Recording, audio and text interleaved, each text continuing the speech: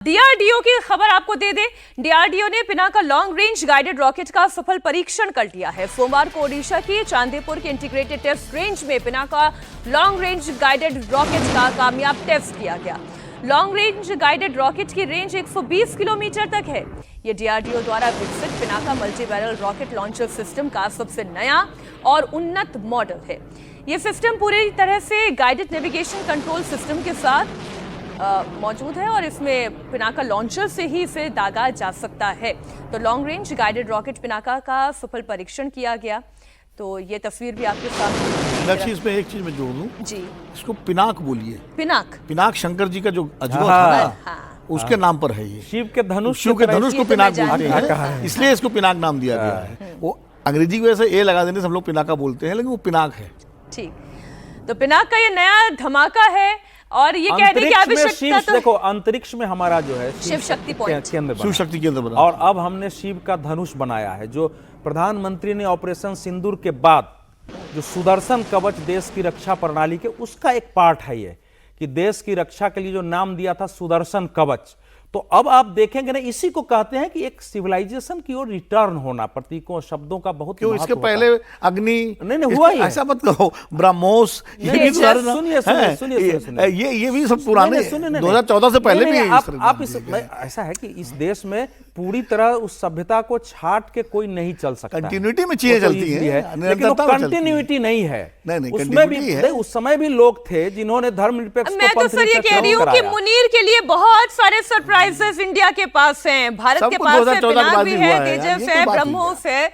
ये सारी ताकत पाकिस्तान देख रहा है। भारत का नया पावर बूस्टर, सर इसको ध्यान केंद्रित करें, पाकिस्तान पर लेकर आए। नहीं, पाकिस्तान चीन भी देख रहा होगा। देखो पाकिस्तान का, देखो पाकिस्तान से क्या हमारा मतलब है कि वो उस सभ्यता के विरुद्ध है जो भारत रहा है। पाकिस्तान का विभाजन भारत की उस सभ्यता संस्कृति को अस्वीकार करना था कि सर्वधर्म संभाव हमारे यहाँ है, सबका सम्मान करते हैं, भारत को हम माता मानते हैं। तो पाकिस्तान एक ऐसा नहीं कि एक मिट्टी के टुकड़ा से हमारा केवल विरोध है। एक वो छोटा सा किस्सा बता दूं। अच्छा, भारत के मिसाइल प्रोग्राम पे एपीजे अब्दुल कलाम ने इस बात को लिखा है, कहा है कि वो जब लॉन्च किया था उन्होंने, तो वो नक्शा लेकर के वैज्ञानिकों के साथ इंदिरा गांधी खड़ी थी प्राइम मिनिस्टर थी, तो उन्होंने बताया कि यहाँ से हम इस्लामाबाद मार लेंगे, यहाँ से कराची। तो उन्होंने कहा कि पेचिंग की तरफ रख के कि यहाँ तक मारने वाली जो है मिसाइल कब बनाएंगे हम, इस पर काम करिए। ये कलाम साहब ने लिखा है। तो देश की सुरक्षा के लिए हर प्रधानमंत्री और मौजूदा प्रधानमंत्री भी, मोदी जी भी, सब चिंतित रहे और लगातार भारत का विकास। एक तरफ पिनाक नई उड़ान भर रही है, वहीं रक्षा मंत्रालय ने करना ही पड़ेगा। सर खबर ले लीजिए, ये भी बहुत इंपॉर्टेंट है। सर ये खबर भी बड़ी इंपॉर्टेंट है। भारत के नए पावर बूस्टर्स की जब हम बात करते हैं, रक्षा मंत्रालय ने 79,000 करोड़ रुपए से के ज्यादा की रक्षा खरीद को मंजूरी दी है। रक्षा मंत्री राजनाथ सिंह की अध्यक्षता में डिफेंस एक्विजिशन काउंसिल ने इन प्रस्तावों को हरी झंडी दी। जिन हथियारों को खरीदने की मंजूरी मिली है उनमें आत्मघाती ड्रोन, अस्त्र MK2 मिसाइल सिस्टम के अलावा पिनाक रॉकेट के लिए एम्यूनिशन भी शामिल है। साथ ही वायुसेना के लिए 22,000 बम खरीदने को भी मंजूरी मिल गई है। तो ड्रोन से लेकर रेडार, गोला बारूद, सबका बराबर ऑर्डर जा रहा है और बराबर खतरा पाकिस्तान के सिर पर मंडरा रहा है। और सिर्फ पाकिस्तान ही नहीं, हमें तो काउंटर हमारे पड़ोसी देश चीन को भी, उसके लिहाज से भी हमें सोचकर चलना होगा। इस समय इंटरनेशनल स्थिति बहुत जटिल है, केवल पाकिस्तान नहीं है, पूरी विश्व व्यवस्था में उथल पुथल मची है, एक अराजकता का दौर है। कोई भी देश किसी के युद्ध में खड़ा होकर लड़ने को तैयार नहीं है।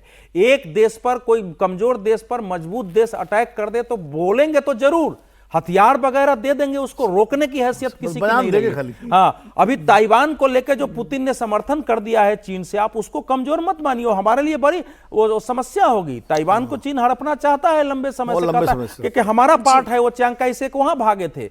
तो हमारे लिए विश्व की बदलती हुई परिस्थिति में भारत एक स्टैंड ले, हिंद महासागर का क्षेत्र, अरब सागर का क्षेत्र, ये सब हमारे लिए महत्वपूर्ण है, जहां की सुरक्षा जिम्मेवारी अब हमारे ऊपर है। केवल भारत एक अपनी सीमाओं की सुरक्षा नहीं है, हमने उस क्षेत्र के देशों के साथ सिक्योरिटी पैक्ट किया है, इंडोनेशिया है, उसके साथ उसकी मिसाइल रक्षा हम कर रहे हैं। तो इसलिए भारत की जो रक्षा खरीद है इसमें अपग्रेडेशन भी है कि हम इन हथियारों का अपग्रेडेशन, उसको ध्यान में रखते हुए लॉन्ग टर्म रक्षा खरीद है ये। दमदार 10 में अब बात आपके अपने शहर मुंबई की। मुंबई नगर निगम चुनावों को लेकर एक बड़ी खबर आई है। महायुति गठबंधन में सीटों के बंटवारे का मुद्दा सुलझ गया है। अब बीजेपी और शिवसेना शिंदे गुट में सीटों का फॉर्मूला फाइनल हो गया है। मुंबई के लोकल बॉडी इलेक्शन में बीजेपी 137 सीटों पर मैदान में उतरेगी। एकनाथ शिंदे की पार्टी मुंबई की 227 सीटों में से 90 सीटों पर चुनाव लड़ेगी। आज नामांकन दाखिल करने की आखिरी तारीख है, इसलिए महायुति गठबंधन के सभी उम्मीदवार अपना नामांकन पत्र दाखिल करेंगे। सीटों के इस डील में अजीत पवार की एनसीपी शामिल नहीं है। शिवसेना की तुलना में बीजेपी को ज्यादा सीट मिली है। इससे लगता यही है कि मुंबई के मेयर पद पर शिवसेना की पकड़ थोड़ी कमजोर हो गई है। ये भी खबर है कि दोनों पार्टियां अपने अपने कोटे के सहयोगी दलों को सीटें देंगी। अच्छा, मुंबई में सीटों को लेकर बीजेपी और शिंदे गुट में जो सीटें फाइनल हुई हैं, लेकिन पुणे नगर निगम चुनाव में बीजेपी शिंदे गुट में अभी तक बात नहीं बन पाई है। पुणे नगर निगम में 165 सीट है।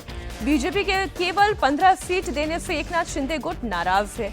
एकनाथ शिंदे गुट के मंत्री उदय सामंत आज पुणे जाएंगे। वहां पर वो बीजेपी के स्थानीय नेताओं से मुलाकात कर सकते हैं। पुणे में बीजेपी शिवसेना के गठबंधन पर फाइनल बातचीत की जिम्मेदारी उदय सामंत को दी गई है। इधर एकनाथ शिंदे गुट के स्थानीय नेता पुणे नगर निगम का चुनाव अकेले दम पर लड़ने की भी तैयारी कर रहे हैं। विनोद जी, इस पे क्विक कमेंट। नहीं, देखिए, मुंबई का तो हो गया, हालांकि अजीत पवार गुट उससे बाहर है। उधर अजीत पवार ने चिंचवाड़ में शरद पवार से समझौता कर लिया है।